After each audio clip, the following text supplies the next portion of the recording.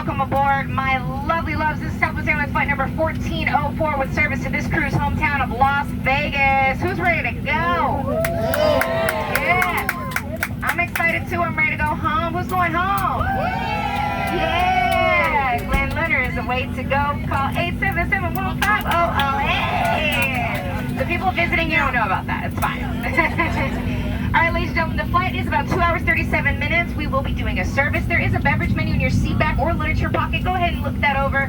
Make sure you know exactly what you would like so we can accommodate every single one of you. Please do not ask for pineapple juice. I don't know why y'all think we ever had that. We never did, okay?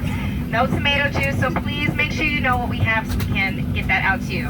We do have Wi-Fi. I'm calling it Wi-Try at this point because the texting's all messed up. The flight tracker is wonky. The movies work though.